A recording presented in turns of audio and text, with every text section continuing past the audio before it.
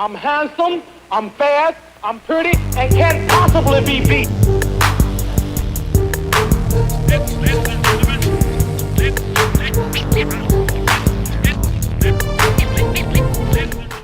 They know it. Pure exhilaration, feel it when you leave the earth. 100% adrenaline rush is what we know it's worth. If nothing else, we came to do it. Welcome to the Steve Joe Podcast. What's up, my guy? The Steve Joe Podcast. Man, what sports meets life. How you doing, brother? Man, it's been a great weekend, bro. Always excited to come and do this with you, man. How you been doing? Man, I've been good. I see you repping them colors today. Listen, man. Listen, bro. So tell me about your fraternity a little bit. Kappa Alpha Psi fraternity. Shout out to all my noops out there. Third generation legacy. My grandfather started the tradition in our family. Really? How many years? What year? It was so long ago, man. I can't even tell you. I couldn't even tell you. But the cool thing about that is, like, my grandfather, probably back in the 1930s or 40s, I'm not sure. But I have two grandparents who graduated from college. Like, that's crazy for a lot of black people. As crazy as that sounds, like, a lot of black people can't say that. Like, their grandparents graduated from college. That's like, crazy. Yes. So you come from an extremely educated family. Yes. And my father, they both crossed at South Carolina State. My father and my grandfather. Come my on, father. HBCUs? Exactly. That's part of the reason why I went to Morehouse, but I won't get into specifics. But yeah, I was the last person that kind of in this generation to keep it going. My brother wanted to, but didn't have the opportunity to. And so it's just in my bloodline, man. Man, that's good stuff. But listen, we're going to come back to a lot of that, but we do have a special guest in the building. Listen, I met this guy in college. Man, let me tell you, I don't think we liked each other when we first met. No, it was no thank you. It was a pissing contest. It was like we wanted to be each other's friends so bad. That's a good way to put it. It's so childish. Like, we would just look at each other. I would like the stuff he would say. I would recognize, man, he's sharp. He would recognize the things about me. But it was one of those things we both like, okay, if you don't say anything to me, I ain't going to say anything to you. It was most definitely tumultuous in the very beginning. It was not I think I came up on the record at one point and told you I didn't like you. Yeah. But if you asked me why, exactly, you would have got nothing. I didn't know why. I didn't know why. So yeah, man, we played football together. Okay. One of my other teammates at North Greenville University, Big Trail, played fullback. Incredible story of somebody, walking on, coming in, not highly touted, and end up playing a tremendous role in our championship season, also and beyond. So great guy, smart, intelligent, military man. I've been knowing this guy, loyal friend, straight to the point. Comedian. We're gonna go over all of that, but I want to introduce to everybody Mr. Travis Shaw. How you doing today, man? Man, I'm doing pretty good, and just going to get this out the way early. I appreciate the opportunity from both of you guys to share bits and pieces of my story, pass my perspective, and just enjoy the company. I've seen what you guys have been doing so far, and pretty impressed. I appreciate it, man. Keep it going. Keep it going, man. You guys are most definitely climbing the mountain, so you'll get there. I'm proud of you guys. I appreciate it, man. And I want to hear that after the podcast, too. You can't accept enough praise. That's it. No more today. Hey, so All-Star selections. Who's your snubs? Did I get it right? I mean, it's so tough to judge, man, because you have so many people. Shout out to the Lakers. They never get it right, but you can't satisfy everybody as well. What about Devin Booker? Devin Booker is an all-star. He is an all-star. But does it really mean anything? I don't feel like it doesn't feel the same as it did prior to the social media age. Tell me why.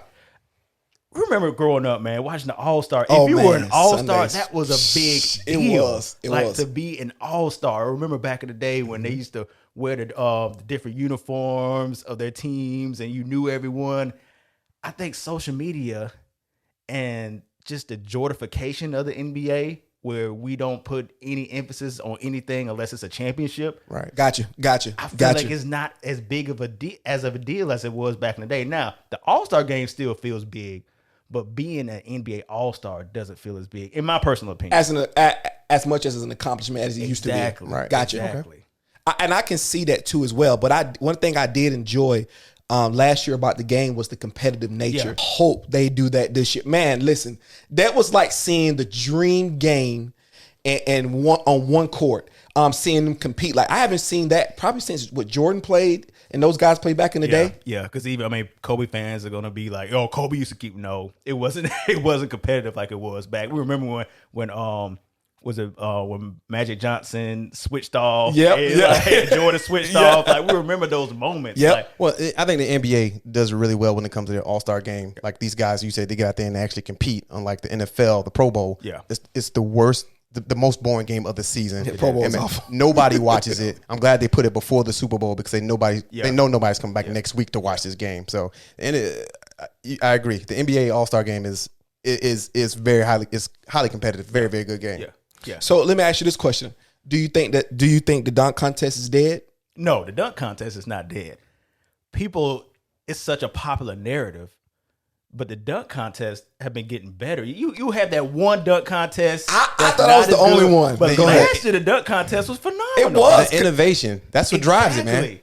And oh boy, Aaron should have won that dunk contest. Aaron should have won. He should have won that dunk contest. These guys are so athletic. And it's funny, man. We were just talking about TikTok earlier. Somebody put a TikTok out about the dunk contest. And it showed like the old 90s dunk contest. Brent, I'm like what's his name? Brent, that dunk for the free throw line Yes. one. The white guy. I can't. What's his name? Brent Barry. Brent Barry. Yeah. You had the D Brown. He had Man. the covering his eye. So I mean, those were like right now. Those are basic dunks. Those are basic dunks. You got guys not even in the NBA can do those dunks. Exactly.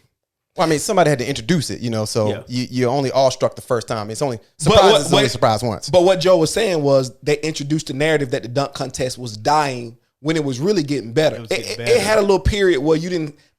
Normally, the dunk contest, you seen people like Jordan, Dominique, That's the difference. the faces of the Stars. league in it. But then other guys end up being really athletic in the league. Yes. And being really, and they didn't have names. They couldn't play basketball the best, Right. But they were extremely athletic. Exactly.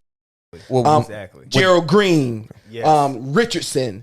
Even Richardson was good. Yeah, even Levine to an extent. Yeah, Levine, yeah. He even though got- he's but star Levine a now. dog now, He's though. a star now, Yeah. but back when he first started, he wasn't like a superstar. Like you said, that was the whole like process. Is like if you're the next NBA superstar, it started Yep. with Dr. J. Yep. You had to win the dunk contest. Then it went from Michael Jordan, then Kobe, then Vince Carter. Then so everybody, when LeBron got in the league, everybody's like, okay, LeBron, you got to do the dunk contest because that's the way it goes if you're the next Yep. guy. Yep. And he didn't Yep. do it. And I think that made other people be like, I'm really not as interested in being in the dunk contest because LeBron didn't do it. Yep. But the scrutiny involved, And speaking of that, they're trying to get Zion to do the dunk contest. You think he should? I don't think he should. I don't think he should either. I think everybody knows what he is already. I think if you go out there and you lose and because Exactly. social media will not, it's not like you can just lose and they won't let you, they let you live it down. No. It's going to be a tweet. It's always going to be a video out there. And anytime you do something great, they're going to be somebody in the comments that bring that up. And athletes can say what they want to say, but it messes with their psyche. Yes. Yes. And they watch Twitter just like we watch Twitter, and they see the comments just like we see them. I mean, it's best to stay out of mentions and don't follow that stuff. Because you said back in the day, it's like, hey, I don't watch Sports Center. They will back off of Sports Center because now social media is kind of taking that over. Facts. They didn't watch Sports Center. Now if they pay attention to social media, I mean, you destroys their mind. Like, dang, maybe I could have done that better. Now you're second guessing yourself and you're losing that thing that makes you you. Yeah. So And speaking of that, let me go to this. Kobe.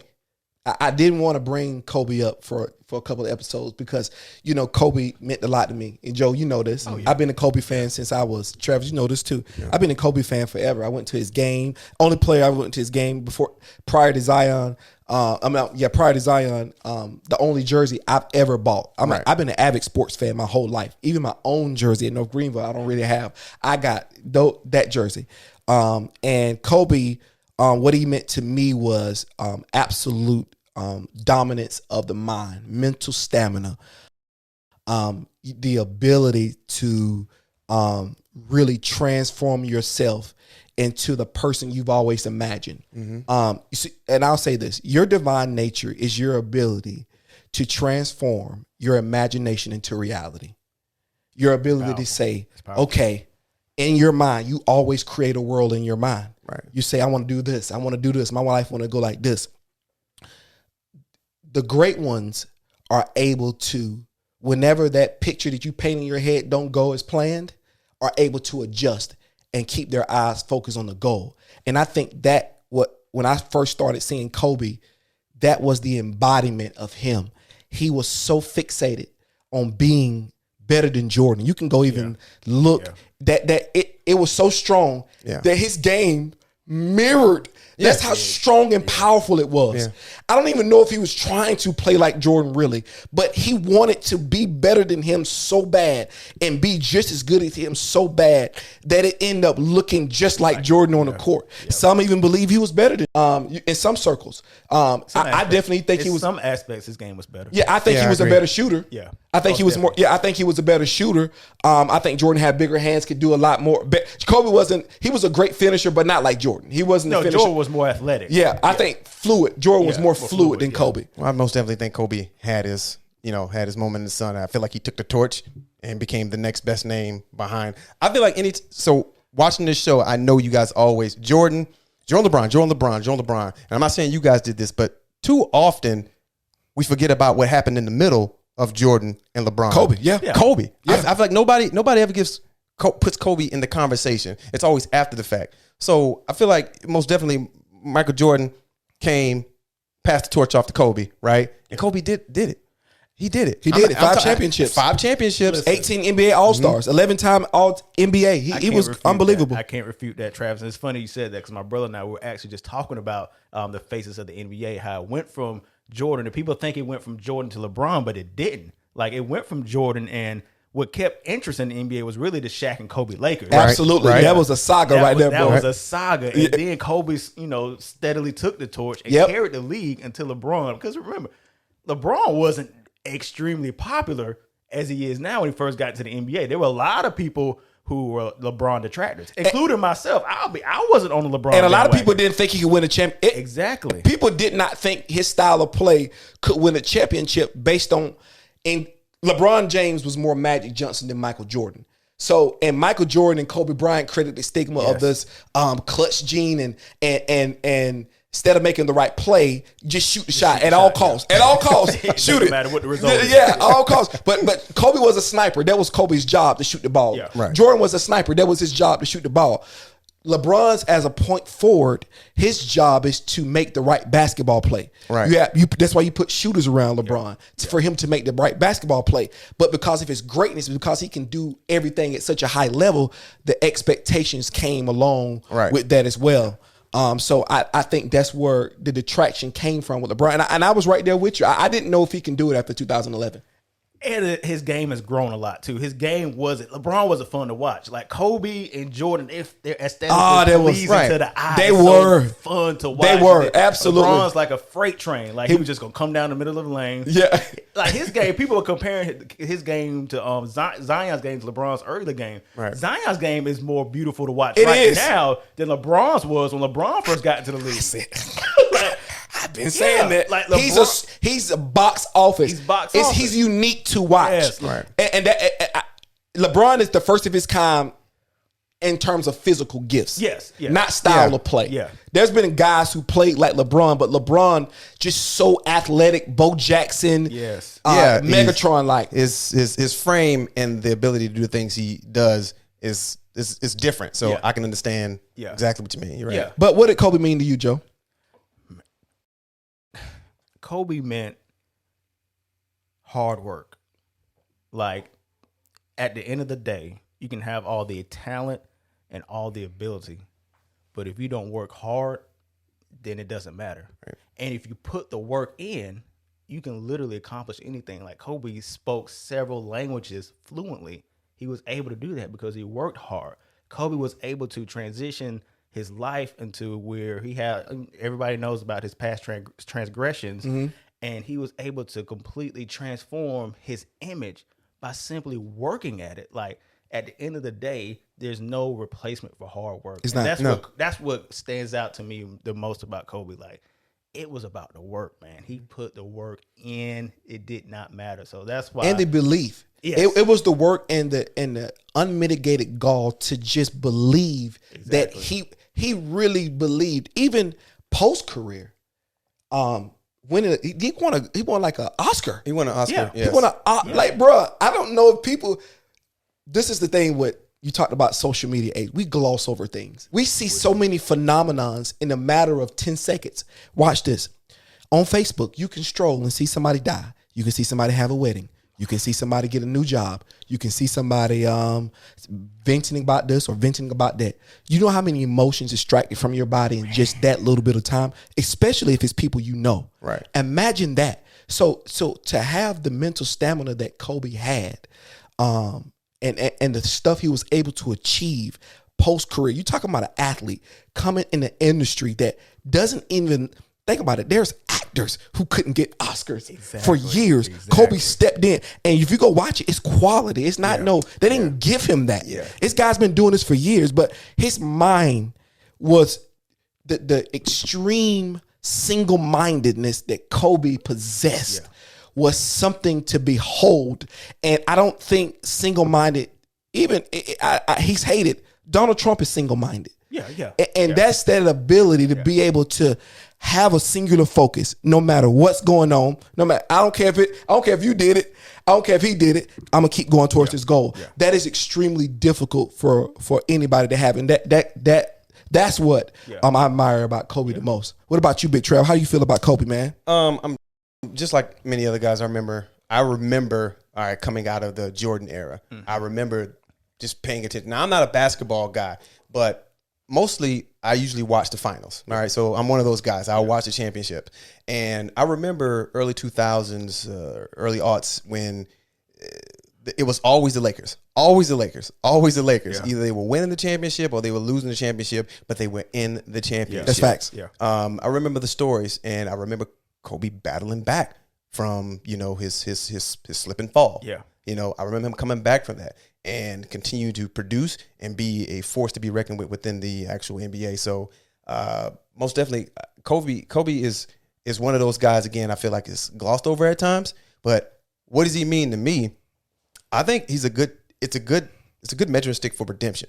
That's good. I like that. He's a good story. He's a good story to follow for redemption. Like, hey, I did a thing, and now it's time for me to battle back. I'm not gonna say anything else other than let my actions drive. I like that. How I'm gonna go forward with this new, my new position in life. Right? Because he had an indiscretion. To people who don't know Kobe, he had an indiscretion. He was accused of something that he was innocent. But I just wanted people to clear that it was a matter of indiscretion. But it's still like what Travis said was so powerful is that he was able. You don't even think about that with Kobe Bryant. A lot of athletes, even with Tiger Woods, even though he's been redeemed, he won the Masters not too long ago. You still equate that. Kobe Bryant, you nobody brought that up. Unless, Gail, but we're not even getting to that. But nobody brought that up. Man, listen, I'm not gonna go there. But listen though, I will say this, and this may be very controversial, but it took Kobe going through that for me to like him, because I was not a Kobe Bryant fan. A lot of people wasn't. That's not the first time I heard that. Okay, after he went through that, I'm like, okay, this guy's human. He's an actual human being. He's not just this corporate cutout saying the things that these big companies want him to say on a script. He can exhibit emotions. He can smile. He can laugh. He can cry. He's a real person. And once I saw him go through that, it made me like Kobe. And I was a diehard Kobe fan at one time. I rooted for Kobe Bryant. Well, I think star athletes have fallen. They've failed and failed all the time, right? I think somebody his magnitude, that's what made it such a big deal. Okay. Outside the act itself, that's what made it such a big deal. Here is a guy this is the face of McDonald's, Sprite, and Adidas, all these things. I'm glad he got away from Adidas. Them first shoes were space boots, but I had a pair though. I still got them. Terrible. I still got them in my closet. Yeah, I still got them. Awful. But seriously, they're awful. It's who he was. He battled back. So, it's a great story of perseverance, growth, and development. So let me go here. Do you think Kobe? So Kyrie put a post up, saying that Kobe should be the logo of the NBA. What do you think about that? I don't take anything serious coming from Kyrie Irving. Because Kyrie is so disingenuous. If it would have come, because we had these conversations before. You hate Kyrie. Kyrie Irving is a spotlight whore. Like, I'm just gonna be honest. Like, he just loves the spotlight. Kyrie, if you watching this, He wants to be the center of attention. chill Now, out, bro. with that being said, I don't think that's a bad idea. I think that would be a good way for the NBA to commemorate Kobe Bryant. So I'm fine with him becoming the logo. I just wish it would have come from someone other than Kyrie, because it coming from Kyrie it's not even about Kobe. It's another way for Kyrie to stay in the media spotlight. Well, listen, some people feel that way. I think it could be Jordan or Kobe. I think it could be both. Be Jordan. I think it could be. I think there's a legitimate argument for Jordan to be the logo. I mean, Jordan started all of this. Kobe wouldn't be.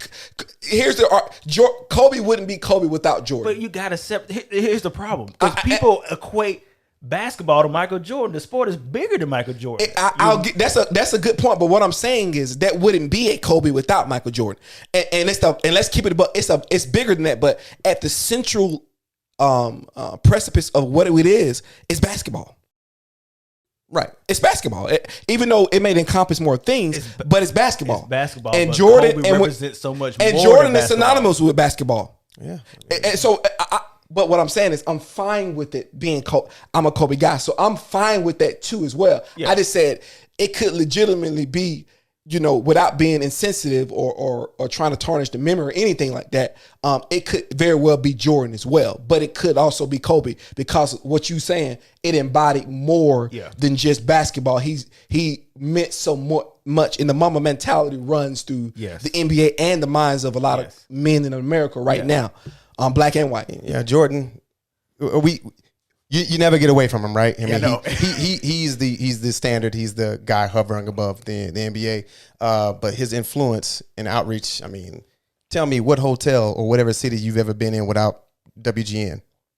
Right, It's facts. you're right. I mean, the power of the Chicago Bulls in the '90s. I mean, And it came. That's what I watched That's though. what you thought. Who do you care about Chicago news? Nope. In retrospect, no, you don't. That's a great point. But It hey, is. if it was '96 and the Bulls was playing, and you just so happened to be stuck in Utah, you had the opportunity to watch. You know what I'm saying? Yeah. As far as Kobe becoming or being made, the figure for the logo. I mean, I get what Kyrie's doing. I understand it. It's a posthumous award. It's something that, hey, here's another star that, again, God bless the dead. He fell, and now we need to, honor him. I would go this far to say, what does his wife think? Wow. Ask her. Yeah. She been. If she comes up on the net and says that's what she wants, I think the NBA will be fools not to listen. Absolutely. Vanessa holds a lot of power right now. Yeah. And She I'm glad, does. and she's using it too, because a lot of she's people been have been active. saying some crazy stuff. Meek Mill. I ain't gonna go into that. Please not. I'm not gonna go into I that. mean, it was in poor taste. It was most definitely in poor taste. It was important. I don't think it was malicious, but it was just. He's a it was, clown. It was. He's been a clown. He has been a clown. Yo, he set up that. Yo, him and 6ix9ine. Yeah, he's been a clown. Exactly. I mean, I know. Hey, look, I think Meek. I think Drake. I think Drake ruined his career, bro. He did. I think Drake completely. I think Meek Mills came back though. Championships was a great album. I'm just talking about the overall. It's not what I thought. I thought he would really be further than what he was right now in terms of how we see Meek Mill, because he can rap. He's lyrical. Because it started off with a clown move. If he could go back, he would have never sent that tweet out about Drake. Yeah. That was such a clown move. You really don't like Meek Mill. He did, because I don't like clown stuff, bro. I don't like clown. That was a clown. Oh, Drake, just to let y'all know, Drake don't even. That's clownish, bro. Yeah. You're a clown. So we're not going to. And he paid for it. He did. That's what I'm saying. He paid for it. And we all thought he was done. He took a lot of L's over time period. Then he took a break and came back. I think he'll recover from this thing he did on Twitter. Yeah, he will. He will. Listen, I think Meek Mill got greatness in him. I really believe he does. Yeah, I don't. I don't. believe he makes moves. I think. Shout out to you, Travis. I don't. He's not. Listen, nothing great about he can do clownish stuff, but I think it's fame can get away from you. Maybe I'm old. Fortune, these things can get away from you, and he's finding his way back. He got some good people in his corner. He'll be all right. Maybe I'm I just still like old. me. Championships was good. Championships was a good album. Maybe I'm just old, but he's too loud. He raps too loud. Okay? I always thought I have a mic in my face right now, and I'm not yelling. Okay. I always thought his style was Power of the mic is to amplify my voice. I don't need to come at you about what I'm talking about right now for no reason. Now, do I? The mic, man. I'm 100%. All right. I feel comfortable saying this now. I never thought it was that good. It's gonna be real. Thank you, Travis, for giving me the confidence to say that on the spot. On this podcast. Yeah. So you don't think Meek Mill's that good? I never. Thought You tripping, bro? Listen, I'm not saying he's trash. I never thought he was that good. Okay, but Meek Mill, listen, bro. Meek Mill a star. He do clownish. I'll give you that. He do some clownish shit. Out of the MMG trio, Wale was way more talented. Wale's emotional. He's way more talented. Stop it. Every song is emotional from Wale. I like Wale. I do. He's I more do. talented Like than Meek Wale, he come with the lyrics though. I like Wale. I do like Wale, but he ain't better than Meek though. Let's stop that. Yeah. Meek got the number one song that you will ever hear in the club that will never be forgotten.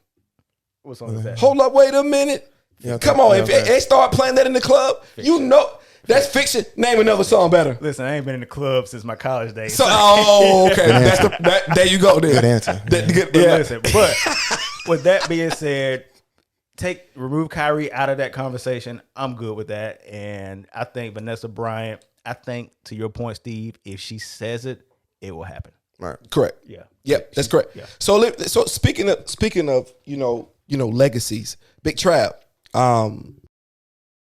you're a military guy, and I'm gonna go to the NFL for a second. I want to talk about Cap. Let's talk about it. Okay. And there's been a lot of when it first happened, there was a lot of debate about why he was doing it and the military being offended by his actions and saying he was disrespecting the military. You've been in the military for as long as you have, and you was in the military when this happened. Give me the sense of what was the atmosphere around you, and what's your personal perspective on what Cap did? Well, the atmosphere, once the story and the actual subject was hijacked, right, was hate. But the thing about it is, Cap said he's going to start taking the knee to protest police brutality. And he actually got the idea, he actually received the idea from a former service member. Okay. So it was never about a flag. It was never about the anthem. He was doing this in silent protest, right, against police brutality. Once the narrative was actually hijacked, okay, that's what they do. They take it and they throw in all these extra ingredients. And so before you know it, you don't even know what the original product was anymore. Exactly. Okay. And so now it's just one big dog whistle. Cap, he's disrespecting the troops. Well, it was a former troop or as a former soldier who gave him the idea. Yep. My personal opinion, my personal view on the whole thing, as a service member who swore an oath to stand and defend the Constitution of the United States against enemies, both foreign and domestic, he's doing exactly what I signed up to fight for. That's his constitutional right. Yeah. I do believe it is the Second Amendment. Yeah. Right? The First Amendment. The First Amendment. I believe that's his First Amendment right. First Amendment right? right. The Freedom of protest. speech, yeah. So with that, so with that being said, Cap's just exercising the very thing that people fight and die for. Exactly. So he's not disrespecting anybody, right? Yeah, he's not disrespecting anybody. Like I said, but the narrative was hijacked, and so now you say it's a debate. Well, it shouldn't have been a debate because there was not a debate. You introduce a debate when you have two different views on things. Well, this man put one thing on the table. That's good. And everybody else put 6 or 7 other things on the table. And before you know it, again, where's my original? I put this here a long time ago. I don't even see it anymore. That's good. Yeah. So that's the way I see it. Why do you think the NFL took the stance they took, and why have they not let Kaepernick back in the league, Joe? Money.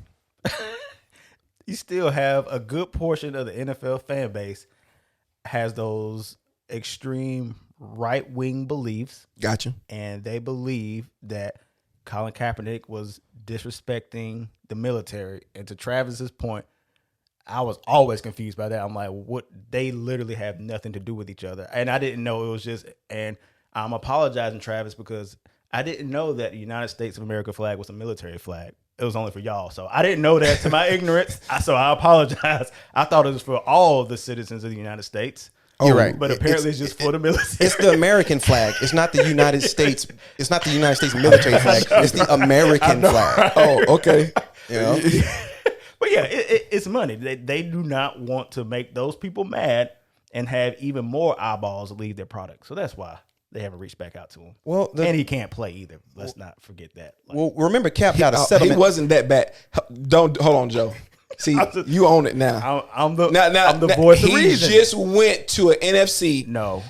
He He lost his starting spot to Blaine Gabbert. Listen, but he wasn't bad. Don't do that. Listen, it's guys that's been playing the last couple of years since he's been out. He could be a bad. Let's just say this. He wasn't great. No. He had some challenges. I'll give you that. Cap, he was challenged at quarterback position. Yes. But Cap was a big game player. He could make plays. I've watched him. I was a San Francisco 49ers fan before I came a Dallas fan. How can you switch? Listen. I have the right to be in whatever relationship I want to be in, okay? That goes for sports. Please don't do me that way. Good. But anyway. He's a promiscuous sports fan. Listen, the only people I'm loyal to is North Carolina and the LA Lakers and Zion Williamson. I'm not loyal to anybody else in sport. I'll trade teams on you so fast. Listen, I don't sign up to lose every week. All these diehard sports fans been with people for years. I'm like, you just signing up. If you're a Giants fan and you a Jets fan, you just signing up to lose. If you're a Florida State fan now, you signing up to lose every week. I think that's insanity to me. Well, that's what it sounds like to me. I'm slightly confused about your switch from the 49ers to the Cowboys then. Well, what happened was, Please my guy explain Tap. that. I'm gonna tell you what Please happened. explain I'm gonna be honest with you. Let me tell you what happened. Okay. Tap, my boy here last week. He's a big Cowboy fan. Okay. He was like, "Man, you want to go to Dallas to a game?" I was like, "Yeah, sure. I'll go to the game." So we went to the game, and I got around Jerry World, and I started feeling the power. I felt that sense of camaraderie. Like it was just I'm going to stick with it no matter what, good or bad. Because 25 years, the Super Bowl hadn't been there. No. And these guys was just loyal like they were Chiefs fans.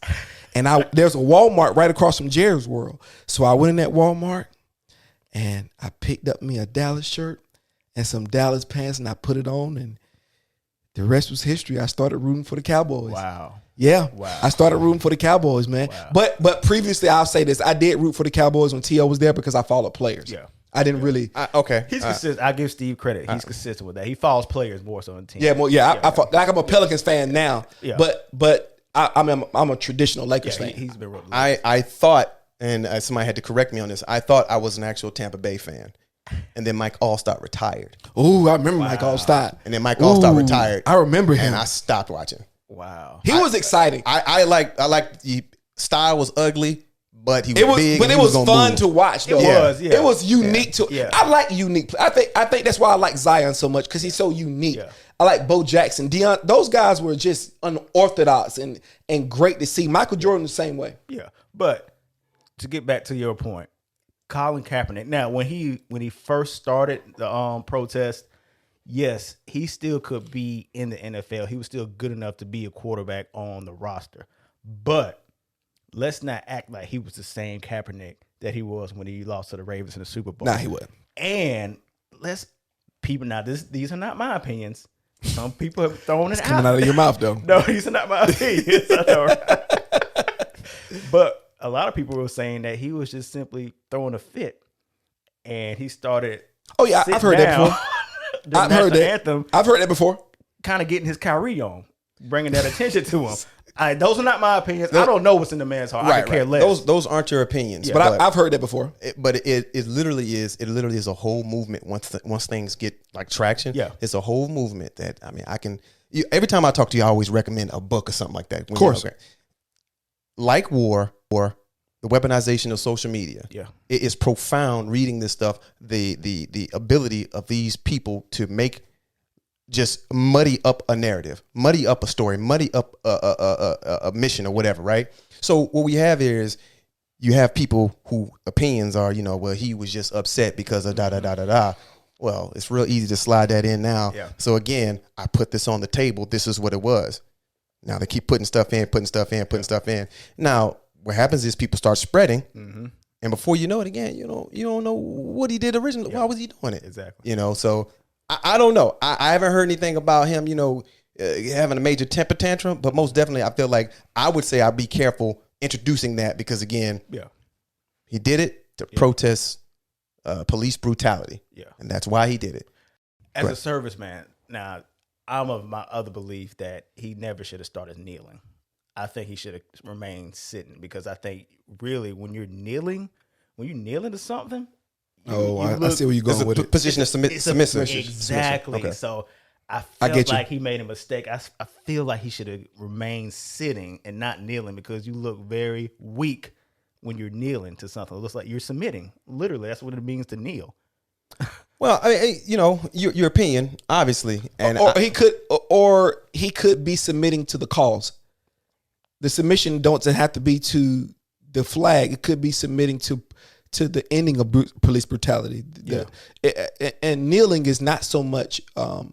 Bowing is a reverence.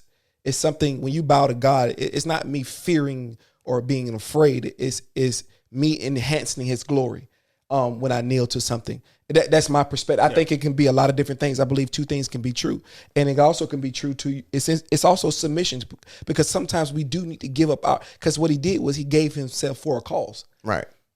So that he submitted to something. So I think we have to start moving the narrative, or seeing the narrative in a way to where it can shine the light on what he was doing, even in what some may consider in haste of him kneeling. So, but I get your perspective, but I'm just throwing out a different one. Well, typically the leader of a revolution rarely survives the actual revolution. So absolutely, he Fred Hampton. It's a sacrifice, right? I mean, he pretty much his career is over. His career is done. Yeah. His career is over, and he wanted to make a statement, and clearly the statement has some type of meaning because here we are discussing it. It's true. But I was going to ask you, did it accomplish anything?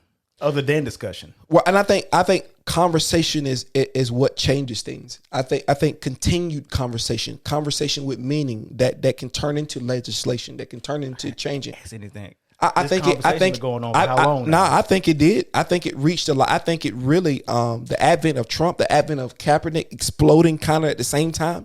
I think that brought about this black wide conversation. I think we're sitting here today and we're more woke and more conscious of what's going on because of stories like that.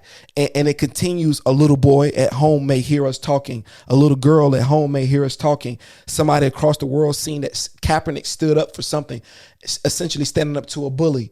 And there's many different ways to do that. I think if we're looking at it from a tangible perspective, I'm sure there's things out there that's changed. Action Networks, he got a lot of things going on in the background, but I see what I can understand what you're saying. Yeah. And I feel like it's so hard because, and I think Travis was kind of saying this, everyone now is so attached to their base. Like really, instead of really listening to what someone else is saying, you're just going to be more aligned to your beliefs. And so I think it galvanized the different groups. Either you agree with Kaepernick or you disagree with Kaepernick. I don't think there's really been any dialogue about let's really see what this guy was talking about. Well, that's the confusing part about it. What's there to disagree with? So if you disagree with the cause, so you agree with police brutality. That's cool with you? Yeah. Exactly. Yeah. That's your jam. Yeah. You jive with that? So I think when Cap did what he did, the kneeling or the protest, again, he knew it was going to sacrifice his career. That was that. Okay. He was paid. No one knows the number. He was paid handsomely. But him utilizing the stage and the platform that he had to raise awareness introduces the conversation to those who maybe had no idea that the whole conversation was happening. Right? Yeah. And then we continue to move forward. This is 2017. This whole thing starts, correct? Yeah. We move forward. We have the murder of George Floyd, right? No, George Floyd, he's last 2020. Well, he's 2020, but I'm saying you have a televised murder of law enforcement to another African American male, right? Or just another African American, right? I'm connecting them, and you can't say it's a reach because here it is again. You're so upset that this man took a knee 3 years ago. Yeah. Now you see somebody taking a knee on an African American man who dies after the fact. You make the connection. Yeah. This is why Cap was making it. This is the point that he's making. Yeah. This is exactly the point that he's making. So you disagree. You disagree with what you just saw? You think that's right? You think that's humane? What's the problem here? You know what? I would think that most people that oppose Cap, they believe in police brutality. They don't believe that police brutality is correct. They don't think what the cops are doing to us is police brutality. That's the problem. Well, it's not a problem until it affects you. That's what I'm saying. What I'm saying is they want us to be the stereotype they have of black men in this country allows the idea that police are policing correctly. It's a justification behind it. It is. Yeah, and that's how they feel. Absolutely. So when what George Floyd did was it brought it to reality what we've been saying for years. You had no choice but to look at that camera with that man knee on his neck, and you couldn't look away from it. People are still using that as a justification because, and another thing, like people can't allow the media to manipulate them because at the end of the day, they're not going to show me, you, or Steve in a situation like that because they know, like, okay, I know Steve. Steve's record is clear. He ain't doing nothing. His car, everything is clear. And so if a police officer did that to him, that's clear brutality. So the media is not going to display. You're not going to see Steve or Travis or Joseph all in the news. It's going to be pretty cut and dry. But what they do is they take cases like a George Floyd, even though it was wrong, you still have that little bit of doubt because they're going to put up his prior cases. That's good. They're going to put up what kind of mind state he was in to continue to separate the people. So it's very strategic. So don't allow the media to manipulate you. It's still wrong, but at the end of the day, they know what they are doing. You're right. No, I don't refute that at all. You're right. Yeah, I think media. Yeah, because we live in media though. Yeah, we're doing media right now. Well, I would say everything is media. Well, okay, let's be a little more specific. The news. Now, the news. Yeah, the news. Yeah, you want actual facts as to what things are going on. Watch your local news. Exactly. When you watch the major networks, you got to understand that they made a transition that maybe you didn't know about a while ago, going from the news to actual entertainment. Yes. CNN is entertainment. It's entertainment. It's drama. Man, all of them are entertainment. Right and left. All of them are entertainment. I mean, I do this sometimes, so please, out there, don't shoot me. But it's often funny to watch both, the two sides of the coin. Yeah. I watch something on MSNBC, CNN. Then I turn to Fox News. Yeah, I want to hear what they got to say. Exactly. And I want to hear what they got to say. Obama, he didn't show up to the cancer rally. He likes cancer. Come on, man. I say, come on, man.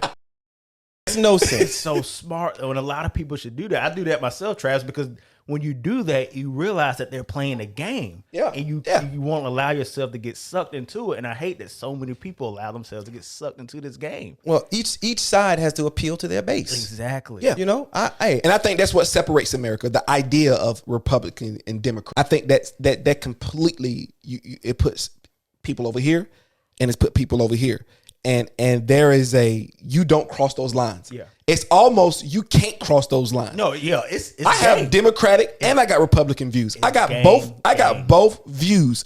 But I think sometimes we've wrapped certain parties into the identity, like if most black folks, I know intelligent black people, and I think everybody's intelligent. I think everybody got their level of intelligence. So I'm not going to say most intelligent people. Disagree with that.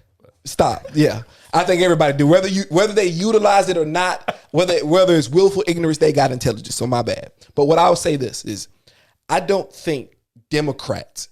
I think sometimes we identify just because we're Democrats, or people identify for us. Yeah, people assume just because you're black, you're a Democrat. Yeah, but when you find out that African Americans Republican, it's shock and awe. It is shock and awe. Shock and awe. Outrage. But that's what I'm saying. That's what that mindset I'm talking about. That idealism that you have to be this and you have to be that because it most aligns with your ideas. But I think that separates us, and it's been a big separation since your boy been out of office. Whether you like them or not, it's just I see people now don't even talk to people. Because, especially when the George Floyd thing happened, people stopped talking to people. Yeah. It was a clear set.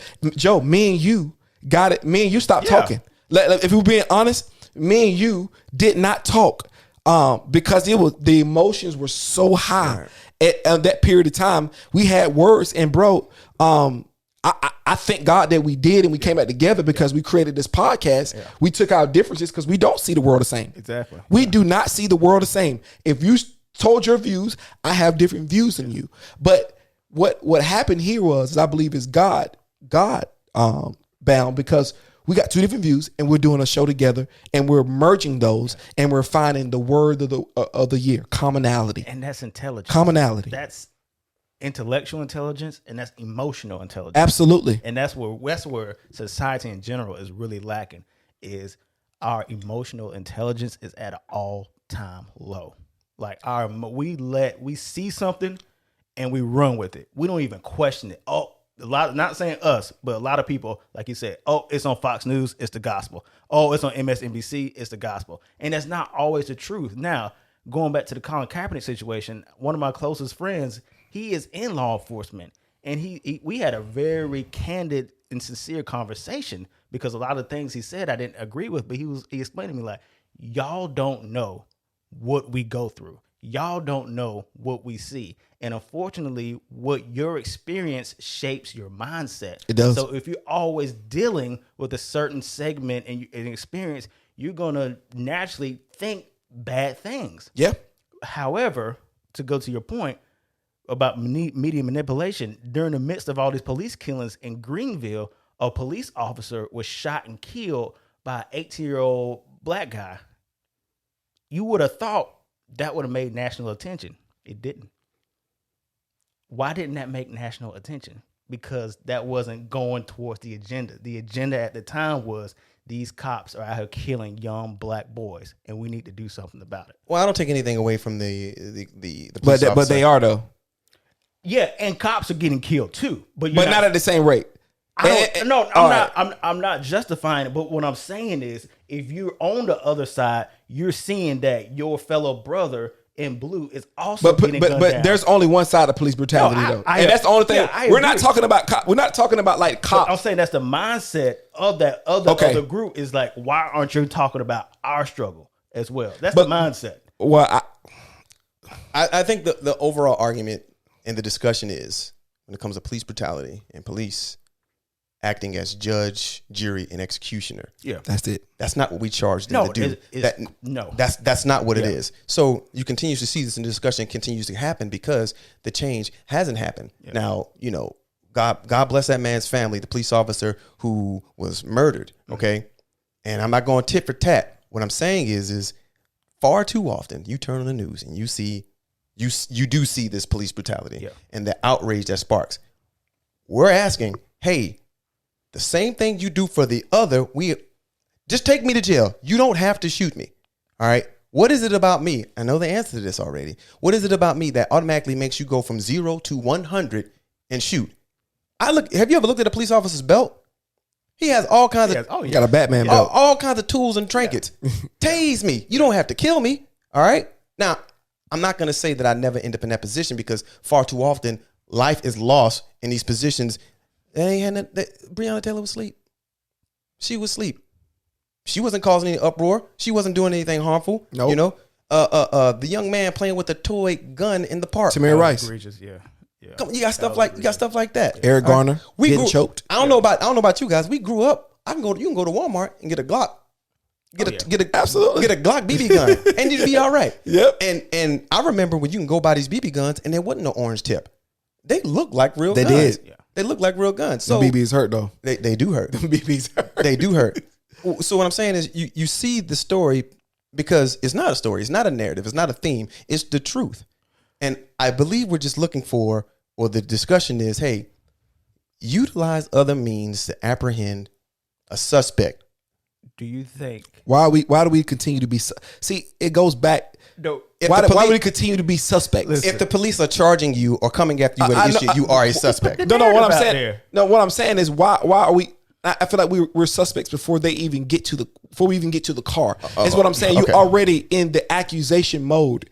But because police, I'm not going to go into this, but police was originally created for a reason. They were slave catchers. Yeah. So the inception of police officers were never. They were created to keep us out when we were free from white people's land. And let's keep it a buck. That's what police were created for. So they're operating in their gift. Well, I'm sorry, I mean, cut you off, step on your toes, but the police were created to, they patrol the southern streets for runaways and strays. They were charged with going and bringing them back. The police conception is in that itself. Yeah. So they're doing what they're designed to do. I mean, what the mentality has never changed. The way they view us has never changed. The way they view us, I can't speak for all police officers, but there are some police officers, yes, their mentality has not changed, and they've done research on this. You can go, and the FBI's done research. You know that there are a lot of police officers and precincts were infiltrated by the Ku Klux Klan. We know this. However, why?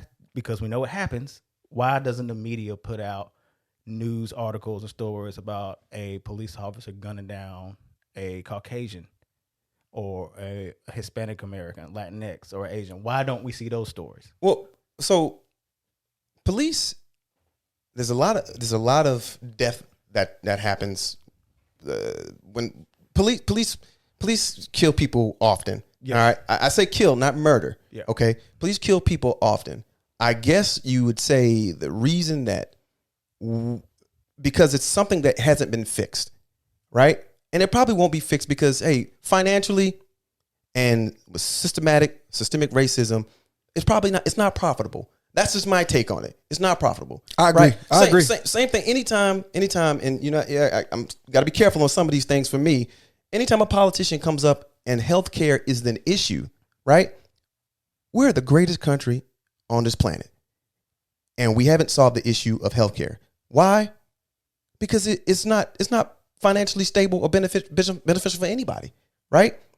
If we can always debate this, right? And you move the ball 5 yards, and I come and I say, all right, he moved it 5 yards. Vote for me. I'm gonna move it 10. Whole time, that football field 5,000 feet long is 1,600 miles long. Yeah. Yes, good. And he answered my question. And that's why if we started to see images of all races being brutalized by the police, that's where the real change is going to come. I got what So you're saying. The I see what you're saying. media is strategically, that's what I'm saying, don't allow yourself to get manipulated. The media is strategically placing images of black men getting gunned down and abused by the police officers, even though we know not the rate. Yes, the rate is more for us. We know that because there's the element of racism, but it happens to other races. And I feel like this is America. For things to be equal, those images need to be put on the TV screens too, but they don't do that because they know if they did, then we will see real resolution. Absolutely. And I agree with that 100%, that sentiment. And that's why we fight, because our faces are on that screen. So we have to continue to fight that battle. We have to can't do it alone. We can't do it alone, but we have to continue to still fight though. We can't do it alone the way we're doing it. Now we can do it alone, but we're gonna have to change our strategy. And I think we're doing. I think having intelligent conversations. I think giving people different perspectives. I think those start, and then your words travel, and words come into the hearts of men and women, and people who can make change, and they can start to make change because they can see men that you can't put a narrative on us. Like we are taking care of our families. We are doing things the quote unquote right way. So what's the? Are you going to move the goalpost now? What's the goalpost going to be? What do we have to do to continue to do it? So, but my hope is in God anyway. So that's just for me personally. I believe that God is in control, and I believe that there's a perfect plan for all of this. But with that being said, we have a special guest here, and we're going to get into my guy, Trey. We had some beautiful conversation prior to this, but we want to get into you, man. I want to start your journey, man, from when you was a child. Tell me about your childhood growing up. Where'd you grow up at? What kind of family you come from, and how was your childhood? I'll answer the last one first. My childhood was actually pretty great. I mean, it was good. Being that I come from a 2-parent home. Okay, my parents are still together, and I've been blessed in that light. They were, I would say, middle class, lower middle class, if you will. Very, very humble beginnings. My father was and is a fast food restaurant manager. Oh wow! Okay? What restaurant? I won't put that one out there. Don't tell people to go there. No. They're in business. Okay. But fast food, best restaurant manager. My mother, she worked retail, and we always had somebody there to pick us up from school. We always had a hot meal. All right, we always had breakfast, we always had dinner. So I come from a relatively, like I said, pretty humble beginning. Family starts off in Connecticut, and we moved back and forth between New Haven and Columbia, and guess until my dad could secure a home. Get to home. He's originally from South Carolina. He's originally from Kingstree, South Carolina, close to Buford. You know, that's where I'm from. Bishopville. Yeah. You're from Kingstree? Yeah. All right, my man. My father lives there right now. My brother does. Yeah. Okay. We might be kin. Y'all might be cousins. It might be kin. It might be kin. Look at God. He's from Kingstree, South Carolina. Moves up to Connecticut, meets my mother. All right. Has me, has my older sister and it has me. The twins came after the fact that we moved down and, secured home down south. I had a good childhood. At least I said I had the benefit of being shielded from harshness, ugliness, starvation, financial woes, so whatever my parents battled, they did a good job of not showing us 4 kids, whatever woes were going on. All right. I most definitely say my dad for me is a hero of mine. Okay. Talk to me about that a little bit. Well, here it is now as an adult, right? These things that you didn't understand as a child, paying attention to, right? So as an adult, I look at and I praise my father. This man, I know for a fact, does not like this job, right? Does not like this job, but didn't complain, never heard him complain, okay? He gets up every day, same time, and he goes and he works that job to take care of his family, okay? So having participated in this job, because it was like a rite of passage in our house, he's a man. Oh, he needs a job. When I come home from school, I would go work there. Having worked there, I would most definitely say you hear the stigma of, hey, look, why raise minimum wage? I think it's a point to do so because you need to respect those who are in fast food because nothing's cool about working in a 100-degree or 120-degree kitchen in a South Carolina summer when it's 130 degrees outside. Right. So, I worked at Bojangles. Yeah. I know. You put a little respect on those people back there behind that counter. Okay? Raise that minimum wage. And people and it's a livable wage too as well. Well, it used respectful. to be. It used to be a livable wage, but now it's a bit difficult, right? So I say raise the minimum wage, but not to hijack. My father was always there. He was always there, okay? He worked. Whenever events we had that he could make, he would be there. Every single football game that I played, at least in high school, he was there. Friday night, he was there to see it. Okay. My sister was on the band. He was there to see her. Okay. And he did the same thing for my siblings that came after me. That man's my hero. You know what I'm saying? And I aspire to be, of course, better than, but black fathers are in the home. Black fathers are in the home. Black fathers are in the home. Black fathers do care. And, I will go a bridge father, not to start another hashtag, but black fathers matter. They do. So they absolutely do. So tell me about how did you get into sports?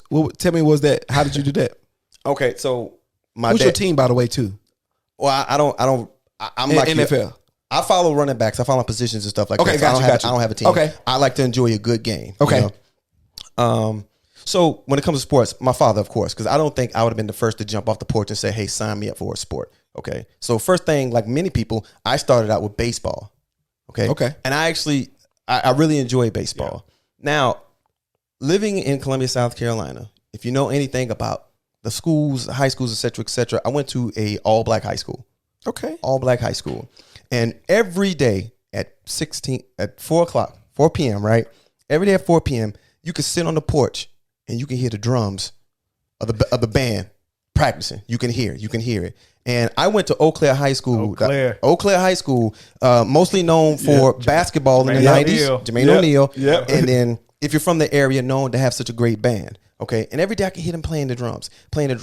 So I got on the band. In middle school. I was a trombonist, or however you say that. You must not been good because you can't say it. Man, let me tell you something. I would not argue with you there, but I knew I was going to be on the band. I was going to be a part of the marching Shamrocks because they mimic South Carolina State. Yeah. So I was going to be a part of that. And my dad said, no, what you will do is you will be playing football. Okay. Wow. You're going to go up there, you're going to play football. Now I know we spent a lot of money on that trombone and you can still do that, but you're going to play football. And besides, give it a chance. You might like it. I didn't grow up playing football. I didn't grow up watching a lot of football. All right. I got into playing football when I was 8th grade. And I enjoyed it, but I didn't necessarily catch the bug. Gotcha. Because I still was going to be on the band. Gotcha. Father says, no, get to high school, he was right. I enjoy it. I loved it. Now, I'm not saying anything surprising. If you know anything about Eau Claire, we were known for basketball. Football was not a sport we was known for. I would say you got a 10-game season, 4 seasons out of 40 games, we won 3. Ooh. So you can imagine when I come up to North Greenville and we don't won our 4th game in one season, I'm like, what is this? This is winning? So you went to college in North Greenville. I went to college in North Greenville. Yes. Did you want to play football in college? Did you have aspirations? How did it go? Okay, so coming out of high school, I think my drive, I wanted to play football on the next level. Okay, I didn't know, and I didn't even care to dig into what level that would be. Okay, let me tell you something. Self-awareness is a big deal because I wanted to play at the next level, but with the next level, what does that look like for your child? Most children don't have this about themselves. I knew I didn't have that, so no, I didn't go knocking at USC, University of South Carolina, or Clemson. Yeah. I didn't go knocking at those schools. Okay, so I was like, I'm gonna stay in the D2 realm. I think I'm gonna be all right. I think I'm gonna get my opportunity there. And North Greenville kind of came in the final hour, if you will, because I got into schools, scored relatively well on the SAT, all that other stuff. Academically, I could have gone anywhere. That wasn't my drive. I wanted to play football. North Greenville comes in the 9th hour when I'm getting ready to sign on the dotted line with the Marines. Okay, and we'll come back to my military and what happened to the military and what changed me about things. But I'm getting ready to sign on the dotted line with Marines. 9th hour after doing my visit and meeting Coach Taylor. Well, that was our college football coach. How much time do we have, right? You know, Coach Taylor followed me on Facebook, right? Okay. But that's water under the bridge here. We're all adults now. We're all better people, right? So, but seriously, wow. I get the letter from Coach Taylor or from the staff basically say, hey, you showed an interest. No scholarships at the time, but judging from financial aid, you don't necessarily need one. So come on up here. You walk on the team. There's still the opportunity for you to earn a scholarship. I never earned that scholarship, but that's the thing. That's okay. Never earned that scholarship. So I come to North Greenville. and I come to North Greenville. I get a triple education. I studied business. So I got my bachelor's of science in business and was afforded the opportunity to go to the graduate school through the military, but we'll come back to that at some point. And the triple part of the education, North Greenville, the College of Christ makes a difference. So, infused with, the Southern Baptist approach to Christianity and the triple education, if I may go there. Well, Jesus showed us have a lot of restrictions if you don't meet the right hue. But this is my experience. It doesn't necessarily represent the mantras and the ideas of our alma mater. Okay, I'll plead the fifth because I might be in the Hall of Fame. So he's still the payroll. So there you go, working for them peoples. You know what I'm saying? But seriously, go to North Greenville and I walk onto the football team. I was redshirt freshman and I played fullback, actual fullback, because I know it's kind of a dying position for a true fullback. As you can rotate the tight end and do the job now. I got the opportunity to sit behind, play with, and participate with a lot of great men, right? A lot of great men, a lot of great stories, a lot of good people. Okay, I met this guy. All right, yeah, you can use. I met this guy. All right, I met this guy. I met this guy early on. All right, side story. I meet this guy. Right, then one random day, I forgot something in the locker room. I go back to the locker room. Steve's trying on my shoes. What? You don't remember this? You remember this? No. Yeah, he was trying on my cleats. I guess it was because he ain't playing on Saturday. You don't remember that? I don't remember that. Well, that's vicious, Steve. You weren't playing on Saturday. Oh yeah. Yes, it is. I'm about to say. That's what I'm saying. I knew you were playing on Saturday. Steve's mindset. This guy's not playing on Saturday. He don't need these good cleats. Yeah. Let me borrow these from him. You vicious. And I remember I walked in on trying them on. I'm like, say player. Maybe that's what it was. Maybe that's what it was. But you know the pecking order in the locker room, bro. Yeah. You know that when you're in the college locker room and you on it ain't the NFL, but if you're on a scholarship and you good, everybody knows I was at the top of the pecking order. Justification for stealing. That's cool. It was Moeller, it was me. Everybody else was somewhere in the middle. Oh yeah, Travis Mosley. I mean, he was. Yeah, well, he was when he was there. when he was there. Well, I mean, Matt, boy. B Dog, Tim was in the Tim, Don, couple of the guys. most definitely vicious. Most definitely, it was a vicious cycle. It was a hostile work environment. Locker rooms are locker rooms. It was a hostile work environment, and if I could report, I would report to somebody. But no one wasn't- cares anymore. And you weren't playing either. I was not. God, So he was trash. No. At first. That I'm not going to argue that. Again, self-awareness is a big thing. I knew who I was. No, I was not that good.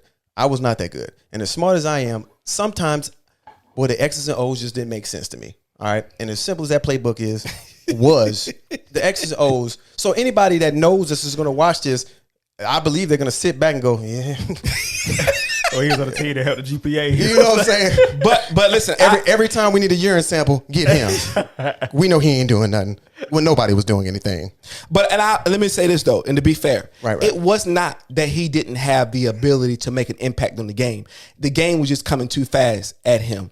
At one point, I mean, you had a lot going on. You're absolutely right. You're absolutely right. And I'm not pointing fingers and blaming folks, but I would tell you the programs that I originated from, I'm sorry, you didn't. If you get fed through one of those schools, you got every position coach. Yeah. You got everybody explaining the why, showing you, understanding, cultivating your talent.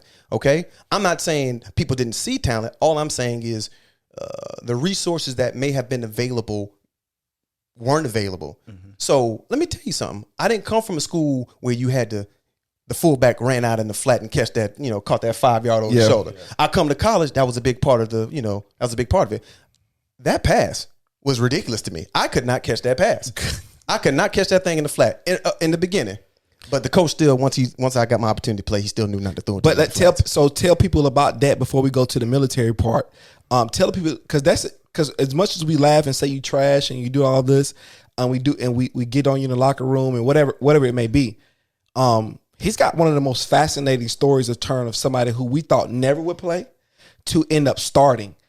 In a college game. And I don't care who you are. It ain't many people who can play in college. Oh, absolutely not, man. Much less the NFL. But to be able to play college, people can walk on, but to actually get on the field and play, you have to be good. Yeah. And, so I applaud you for that, bro. Tell us about that. Well, my freshman year, I was a part of a thing that happened, and it didn't necessarily put me in the it didn't put me in the great graces with the actual head coach. And that's another story, but didn't put me in the best, view with the coach, right? On top of the fact that I wasn't necessarily producing on the field. So, hey, you're somewhat of a troublemaker. I don't really know you, but it's a business too. I don't have time to know you right now. Yeah. I need you to produce. I wasn't producing, okay? So red shirt's gone, and here it is. It's time to play. And again, I was not consistent. Sophomore, junior. Okay, now on my junior year, I'm getting a little better because now I'm the backup and I'm on the bus now, right? I continue to go forward, and I got peers, people I played with, who would say things that were, who would make comments like, "Hey man, maybe you should switch to switch to linebacker." Maybe you should switch positions. That sound like Steve. I didn't sounds like Steve. No, he didn't say that. I didn't say that. Listen, bro, I was a superstar. I acted like a superstar, so I didn't bother with stuff like that. You were a superstar though. I was. I did not. I know. I didn't even bother with stuff like that, bro. Yeah. The only thing I thought about was my stats on Saturday. I understand. I'm just kidding. I wanted to win too. I'm about to say, because my next comment was he didn't care about winning. He wanted to. Nah, I wanted to win. Nah, T.O. Talbert. Oh, most definitely a competitor. Seriously, and I, not to stroke your ego, but I put you in a lot of those guys that was phenomenal to watch, and then finally to get on the field with you guys was amazing. Thank you. I appreciate that. I get my opportunity to play because again, my junior year, I'm moving on up because now I'm on the bus and I'm second string. I still never believed I was going to play. You got people making the comments, giving these suggestions. I had one guy even tell me that he knew at some point, whenever I decided to, get married, I'm going to make a phenomenal husband. And I say, why? He says, because you don't quit nothing. And I said, man, I'm punching you. You know what I'm saying? Why would you say something like that? Anyway, here it is my senior year or my senior time frame or whatever. And I'm still second string. And what they believed, how much belief I got from the coaches was telltale when he moved to defensive lineman and didn't even bother to change his number. moved the defensive lineman over to play fullback. Well, he didn't necessarily excel at it, right? And it got to a point where, hey, I'm just happy for the opportunity. Yeah. So I'll go in there and give him my all in practice and everything. And then finally, hey, I need to come. Travis, come to my office. I need to talk to you. And I'm like, well, it took you long enough to kick me off the team. Yeah, I guess you tried back in the day, but you really found out something, huh? Okay, here we go. And he says, look, this week I'm starting you. You've been consistent in practice, and I need you to remain consistent. We got Edward Waters in Florida coming up. I need you. Can you just be consistent to and through now and through Sunday? Yeah. Can you maintain consistency for a week? And I said, yes. I would most definitely say, side note, that this is a story of perseverance, right? And resiliency. And for everybody to understand, especially anybody out there that's playing youth sports that you feel like you're not where you're supposed to be, you just need to be ready when they call your number. So I gave him an opportunity, and I started the last 7 games of that season. Yep. Wow. I started the last 7 games of that season. Phenomenal. And he did a great job too as well. That's big. Did a great and that is something to be appreciated. That's being a star in your role. Yes. Yeah. A lot of positions, like I wouldn't be able to do the things I did if he didn't do the things he did. If he doesn't block in the A gap or the B gap, if he misses his block, I don't catch the ball for a touchdown. Facts. And people miss that in life. The people around you, don't discount them because, Joe, you got this job or you got that job. Man, listen, if somebody's in your circle of influence, you need to treat them all like CEOs. Yeah. If they bring in something to your life, everybody don't bring the same measure of things to your life. Right. People bring different things. But let me go to this, Big Trap. Okay. Tell us about you graduate college, get your graduate degree, and now you were off to the military. Tell us about your experience. Just give us I'm gonna let you go here. Tell us your experience in the military.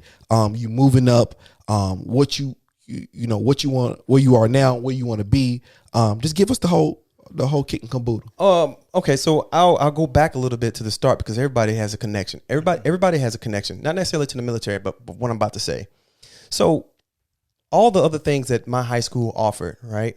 One of the things they were also known for that's not necessarily as popular, but were well known in the city was their Navy Junior ROTC. So I said it once, so I'm just going to use the acronym from here on out. Yeah. NJROTC. And I remember kind of being my freshman year, all right, I remember seeing those guys and kind of being a part of the cool kids, like your pants tight. Look at you. You're picking on those guys, right? That was my freshman year. And we're talking about the year 2000 going into 2001.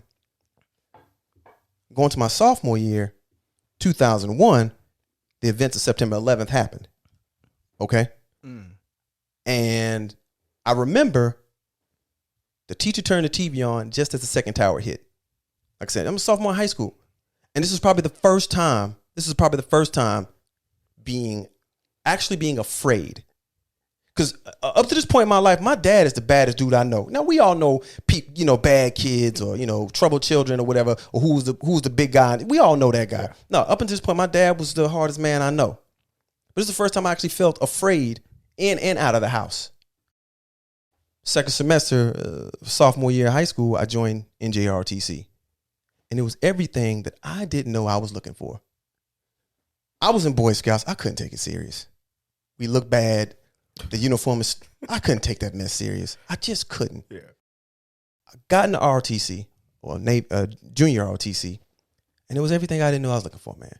The structure, you got peer-to-peer leadership. I see these cool kids often around school being respected, right? Everybody's playing this role. Everybody's, acting this stuff out. I had a good friend of mine, because again, I'm quirky, I'm funny, I'm the silly guy. First day in, these people are yelling. I get this stupid look on my face because I'm about to be Martin over here. I'm about to be Mr. Funny Man. Pulls me over and says, hey, take this serious. That's my peer. That's my friend. That day forward, I was hooked. I wanted to lead. I wanted to be number one in the little competition stuff we had. Yeah. So I knew I was going to serve in some form or some capacity, right?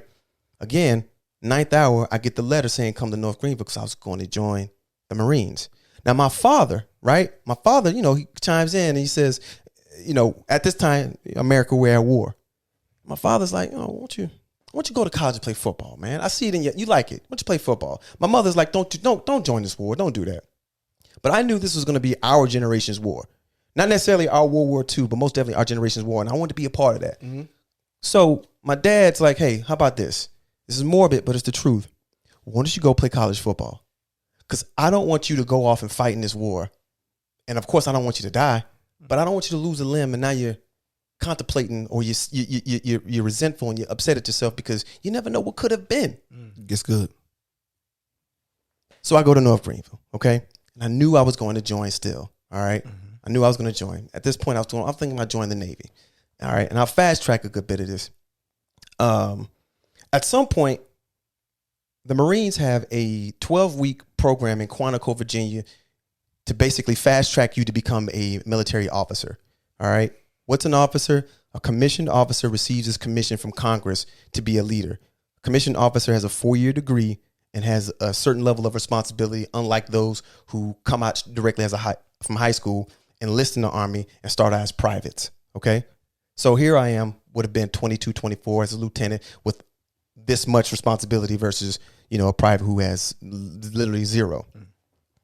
I talked to the people, I talked to the Marine program, and the Marines were like, hey, man, well, can you run 3 miles in this time frame? And I was like, well, I most definitely can try, right? Well, how much do you weigh? I play football. I'm short and I'm stocky, but I'm chunky too. When I was done playing football, I was 245 pounds. I talked to the Marines. They're like, hey, man, can you get down to 167 pounds? I'm talking to them on the phone in January. This program starts end of May.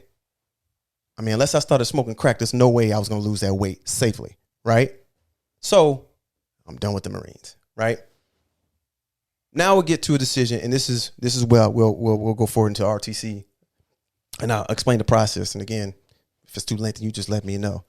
We're getting to the end of semester. I'm in my senior year, right? And I got one more semester I got to go because, hey, collegiate athletes, it's kind of difficult to graduate in 4 years based off all the other requirements you have to have on top of your academics. I'm making my schedule out for this last semester with the internship and everything. And I got to make a decision. Do I keep playing football? What do I do? I call my father. I'm like, Dad, I don't know what to do. I really do not know what to do. And I said, I feel like I'm done with football. I don't know. I'm playing football now, and I got another year to play. I don't know if I want to do this anymore. My dad says, well, look, man, I watched you every Friday on that terrible team, and I did not care about you guys winning or losing. I was always happy to see you out there because you looked like you was having fun. And maybe I don't say this enough. I'm gonna get a little choked up. Go ahead and cry. Every time I tell this story, it brings a tear. But he says, maybe I don't tell you enough. But I didn't care if you ever played a down in college. I was proud to see you on the sideline with excuse me, sorry. He said, I was always proud to see you, in the college uniform. I was always proud to see that. So I didn't care if you played. And then you played. Son, I always been proud of you. Wow. So just like I'm tearing up now, what he couldn't hear was me quiet, bawling. Yeah. I was done with football. I didn't need it no more. Good. I didn't need it no more. Hang the phone up. I made my decision. Next morning, I go to morning workouts anyway because I'm sticking to a man follows through. I look at Matt and I say, Matt, I'm done. He said, man, you say that every day. You ain't going nowhere. He said, you're not going nowhere, man. He said, you're not going nowhere, man. You say that every day. I said, no, man. And he could see it. He saw it. He was like, for real? Yep. That afternoon, I go talk to Coach Taylor. And I go and I tell him straight up, look, I'm doing a life change. I'm going to join the Furman University ROTC down the street because at the time, North Greenville was merged with them. I'm going to join their program. I'm going into the military, and I'm not going to juggle both. I appreciate the opportunity. I am finished. And he looked at me. I won't impersonate him. But he looked at me, and he basically just said, I think you'll do extremely well there. And if there's anything you need, you let me know. Wow. All right. He says, I watched you grow, and I watched you work through some pretty hard times. You're going to do just fine. Now, I did all this. I ain't pick up the phone and talk to nobody about joining this RTC program. And I feel like That was just like God going like, hey, player, hey, you got this. You don't need a plan B. You have a plan B because you anticipate to fail. There's no failing in this. I leave his office. I leave Coach Taylor's office. I pick up the phone and I call Furman University's Army ROTC, which stands for Reserve Officer Training Corps. I call there and I say, hey, I'm interested. I'm down here in North Greenville. The brother, Captain Henry Anderson, retired. He says, well, I'll be there tomorrow at 1600. And I say, I don't know what time that is. I'm joking. He says, I'll be there in the afternoon. And I go and I sit down with him and he's like, well, this is what this is. This is what we can do for you. You have to be in school. I see that you're a senior. We will send you to grad school. I said, for free. He says, in the manner of speaking, yes. Wow. All right. We will send you to grad school. You're going to have to get in weight compliance. So you're going to have to lose that weight. And that's okay. I think you can do it. Right. And again, the ladies that run the reception desk at Furman will tell you the truth. When I walked in there, you saw how I walked around school. Yeah. Timberlands, dirty sweatpants, and a shirt. I walked in there the same way, and they saw all of me, and they was like, not going to make it. This guy's not going to make it. But all it was a life change. Yeah. Okay. How many plates do I eat at dinner? I'll just eat one. I won't double stack the plate. I'll just eat one. I'll stop drinking sodas and juices. I will tell anybody out there, 2 weeks, cut out all the sugary drinks, you will see a difference in your body. I had to keep going back and forth to Furman because you got to get in tape, you got to get in weight compliance, right? They will measure me like every other week. And I remember retired Major Roddy would be like, I don't know what you're doing, but you keep on doing it. I started running. Now, when Captain Anderson told me about the PT test, physical test, right? When he told me about the PT test, basically what he said was, hey, look, man, it's 2 miles. For you, I need you to just break the standard. You ain't got to exceed, just break the standard. 2 miles, 16 minutes and 50 seconds. Can you do that? I said, I run all the time. There's no problem. 19 minutes later, I knew I had work to do. Running miles is totally different than running 5 yards at a time, running 10 yards at a time. And in your case, how many ever yards it takes you to run that good route, right? It took a lot of work. I had to push ups and sit up requirement, and I had to do all that stuff. Eventually, I lose the weight and I pass the test, and they get me into this accelerated program. Basically, I was on a 2-year program, the Leadership Trainers course, where they send you out for 4 weeks out at Fort Knox, Kentucky, and they introduce you to the military. So you go through the whole drill sergeants and everything, not like basic training, like coming out of high school, but they send you and you get a taste of that. 4 weeks, and you do all this other stuff, recruitment tools and all that other stuff. And I went out there and I lose even more weight. And again, I'm in. I get back, I earn the scholarship. They pay for grad school. Okay. So now for a small amount of time, I'm doing RTC. I'm waking up every day and I'm running and all this other stuff. And I'm doing that. And then also I'm doing this internship because I'm trying to wrap up undergrad. So I'm dual enrolled undergrad and grad school. And I'm doing all this other stuff. And again, fast track to the end of this, I finally commissioned. I become a second lieutenant May 2010. So now I'm an Army lieutenant off to be in the service completely. My experiences have been nothing but great. Good and bad have all been predicated on my actions. It's good. Mm-hmm. Okay. Now, there are things in life that work against you, of course. But I would say a lot of times, or most of the times, that I haven't had any real hardship is possibly due to because of things I've done. What has the military? What kind of man has the military made you? What can you tell young people or anybody who wants to join the military and be a part of the armed services? Because you guys essentially protect our borders. You guys give us the freedoms we have to be able to sit down and just have conversations like we're having right now, to be able to go out and do things and do them at your own leisure, at your own will, at your own dominion.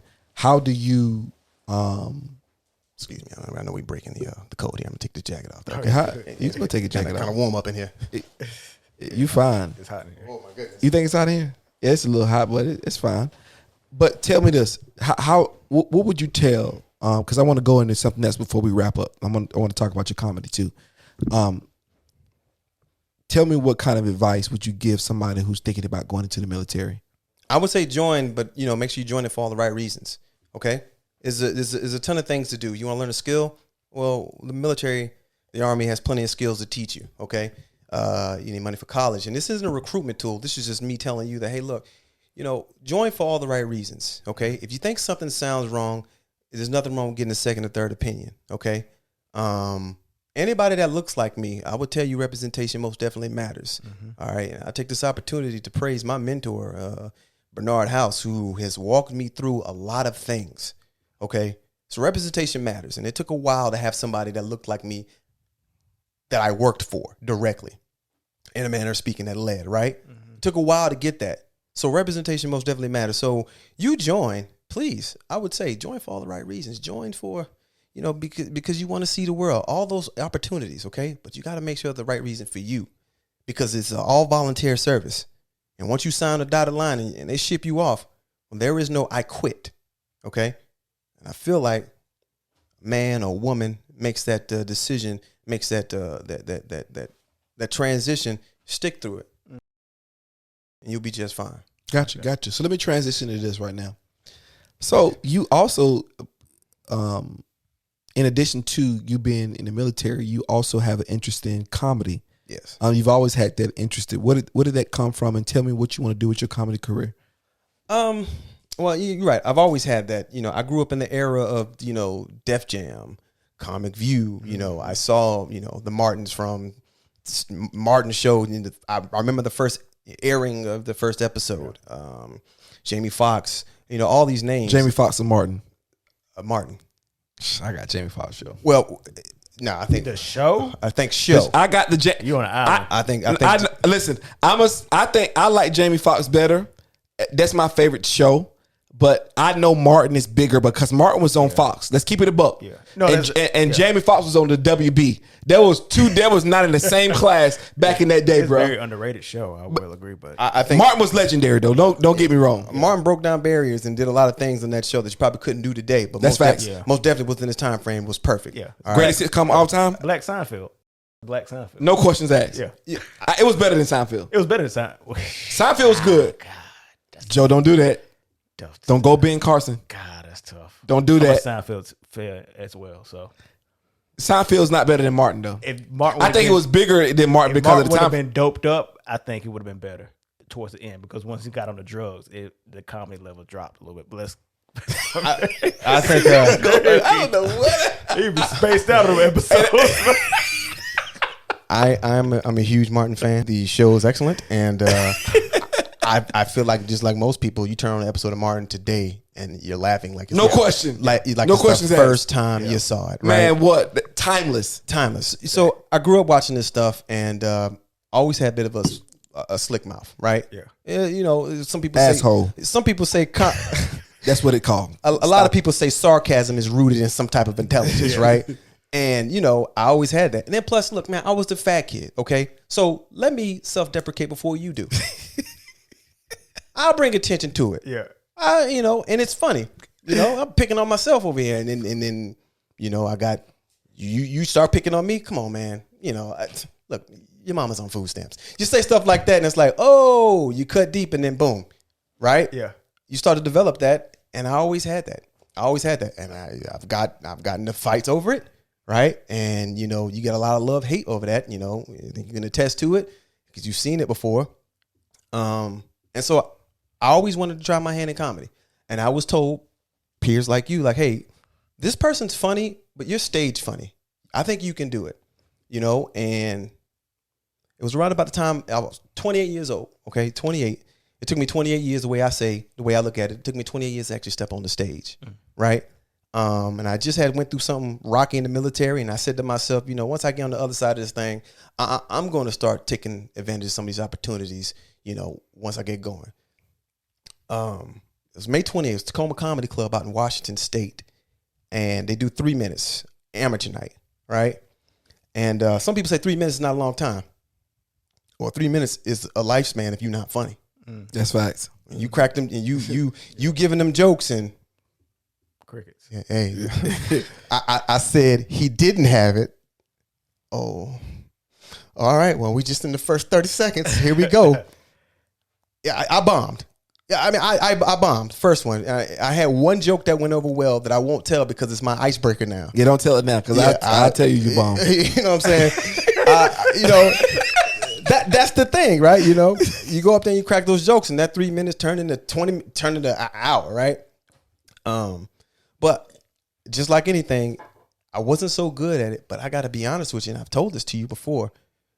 Stepping on stage and doing that was probably the most natural thing that I have ever done. It's the most natural thing I've ever done. That doesn't say I don't need to work at it, cultivate my craft and build in it. No, I'm not saying that.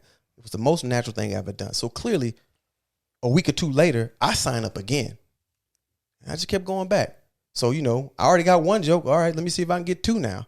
Okay. And you start building. I started writing, these jokes out. And I start, you know, now everything's funny. I'm writing, you know, and I'm testing everything out. I'm always giving my material. I'm always giving my bit or whatever.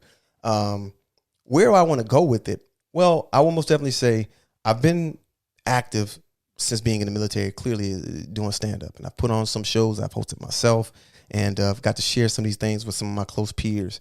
I'd like to continue to pursue and possibly go as far as I can, especially post retirement out of the military.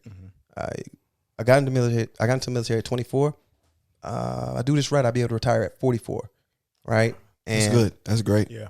And I feel like with all the experience, I know comedy changed. The way, you know, we receive comedy now is different, but Man, it's changed. but still, you know, a joke is a joke is a joke. You got a niche though, because I don't know too many like comedians out there talking about like military experiences that have a military background. So that's a niche right there. It is. The quote, Dave Chappelle quoting Robin Williams, he said, you know, comedy is the only art form that allows you to use everything you have. Yeah. Everything you have. And you probably gonna have 20 years. You're gonna have you're an unbelievable storyteller. So you could probably sit on stage and tell stories for years and years. And who's your favorite comedian? Who's the GOAT? Yeah, let's end it with that. Okay. Let's end it. Everybody get a GOAT comic, and we'll end it on that. I will most definitely say greatest of all times. So we're gonna put him not in the group, but above the group, Richard Pryor. Okay, Richard Pryor. that's All right. yeah. I respect that. And everything he's saying is still relevant today. Yeah. Right? A lot of that stuff is still relevant today. Richard Pryor. I will most definitely say somebody that I will stop and listen to when I find out he's dropping something is, of course, Dave Chappelle. Because Absolutely. you walk away from Dave Chappelle and it's thought-provoking. Yeah. Makes you go, And on the political aspect, I also believe Chris Rock is one of those great guys too. Oh yeah, You know, Yeah. because he make pretty good movies too. And he's so smart. He is. he's His timing's impeccable. Yeah, his comedy is so smart. Who you got, Joe? Man, I can't disagree with you. I love your three. Two of them, like those are my three too. Chris Rock, Dave Chappelle is my GOAT, but Chris Rock is up there as well. And I'm just such a big Eddie Murphy fan, bro. I love Eddie Murphy. It's that's Like, Raw. Oh my god. yes. Oh my god. And Delirious. Delirious, crazy. yeah. Yeah, those are my three. I love it. I mean, I pieces. can't. I'm gonna say just natural, funny. I got to go two of them. I got to go Bernie Mac and Cat Williams. Okay. Yeah. I mean, just talking about just effortless, just no trying, just absolutely funny. And I got a dark horse, Arnaz J. You remember Comic View? I remember. Oh that. yeah. I remember Man, that. Arnaz J was unbelievable. Bro, I don't know how. It must be in a backstory or something. Because I thought he was going to be bigger than that. But I want to give some love to Kevin Hart too, though. Because I'm going to give love to I Kevin want Hart. to ask him about Kevin Hart Yeah, because but- he's so scrutinized. He is. And Kevin Hart, you can touch on this, but for me, I think Kevin Hart diversified comedy too as well. He really, the movies he do, I think the run he had like in 09. Yeah. Man, like, listen, bro, Kevin Hart had a run, but he gets so disrespected now. Of course, when you last this long in a game, like LeBron, like any real great that lasts long, you got to think about it. Richard Pryor died. He did a couple of movies and things happen. A lot of Fred Sanford, one of my best, Red Fox. Red Fox. A lot of the comedians, they just had tumultuous backgrounds, and Eddie Murphy made it out, but he went all the way to the other side. He stopped doing comedy. But Kevin Hart kept doing comedy. Yeah. So people just, anything he did that sounded like his last one, they were scrutinized. And now when you look at it, yeah, it ain't funny because you got the judgment in your head already. You come in with the preconceived notion. You already. So notion. that, Yeah. and I like Kevin Hart. I like his movies better now, but I want to give some respect to Kevin Hart because he really took comedy to another level. Well, before I comment, I'd say dark horse like you did is Earthquake. Yeah. Earthquake Oh meaning- yeah. Earthquake. I like. I Earthquake. would most definitely say Earthquake is most definitely my muse, because when I started rehearsing and practicing, I would do it like Earthquake. You know, the whole mannerisms until that didn't work, because I'm not Earthquake. There's only one Earthquake, right? So, Kevin Hart does receive a lot of people really nitpick and pick apart everything he does. Personally, I feel like Kevin Hart's in a point now that it's not necessarily relatable. Okay, his first 3 shows, I think there was some real, you can relate to all of that. Absolutely. His first was a classic to me. It was. Yeah. I'm a grown little man. Yeah, you know, and it's seriously funny. Seriously funny was my favorite one. Laugh at my pain, and I feel like personally the slip started happening with Let Me Explain. Yeah, 'Cause now, it did. now we're talking about rich people problems, and you're doing your. He made 87 million in 1 year. It's hard to relate at that point. His height came during social media. When social media was at its height, Yep. that's when his height was at. Twitter started popping. Opposed to other comedians, their height was prior to social media. Yeah. So think about if Dave Chappelle's zenith would have happened during the height of social media, we may be looking at him differently. But we Because he took that big gap too. He did. He took that big old gap and came back, and his material is so relevant and fresh. Dave He's Chappelle strategic. now, I feel compared like- to when he first started, it's completely different. I feel like completely different. Dave Chappelle has, for me, he's ascended. yeah. Oh, no question. There's an ascension now. It's the comedy game, and then Dave Chappelle, personally to me. Yeah. No question. He's- I'll give you that. I won't even argue that point. He has ascended, because now it's whatever it is, he's going to touch on it. It may be funny. It's going to make you think. Yeah. But he went there and he got away with it, or he didn't get away with it. And guess who doesn't care? Dave Chappelle doesn't care. That's what I love about him, man. But the thing is about Dave Chappelle and his comedy is timing. His timing, I think that's big with a comic, and you know that, Big Trav. It's not what joke you tell, it's when you tell the joke at the time in the punchline, and you don't even see it coming with Dave Chappelle now. You're so locked in on the message he's telling you, then he'll say something, sarcastically beautiful, and you like, oh my God, He's a genius. yeah, He's a genius. And I think that's what Kevin Hart might be missing, because he went out and what happened to Kevin Hart? I think capable.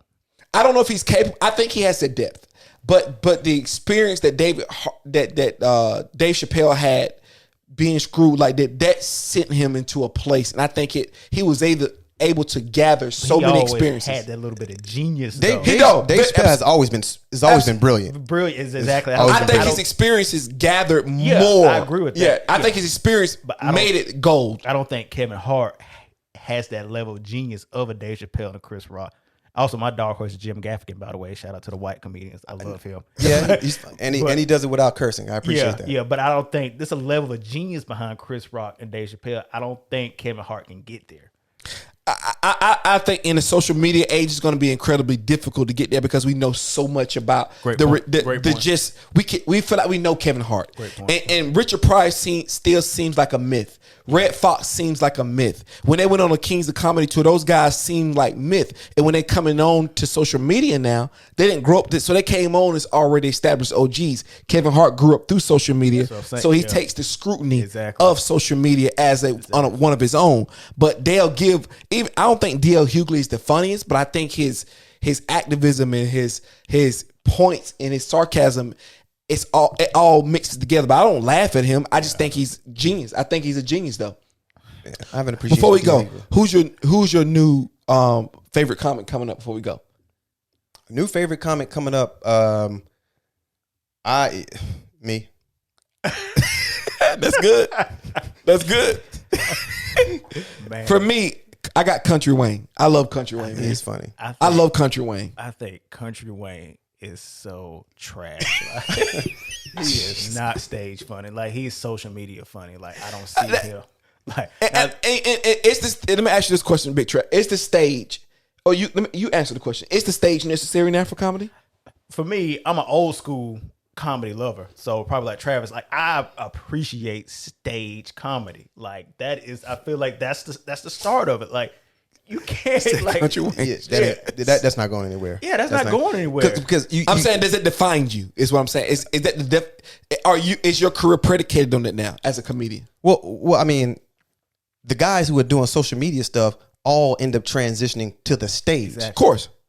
So with that being said, the stage still plays a part. I mean, hey, look, this run's only going to go so far. Okay. we're I don't know if we're on the top of the parabola or coming down, but I'm most definitely tell you it ain't riding the whole time. It will transition at some point, right? I think it's yet to be seen because social media is such a new phenomenon in our society that we don't know where it's really going. I think you can. I like all around comedians. Like that's why I'm such a big lover of Jamie Foxx because he can do so much. He's so rangy. Yeah.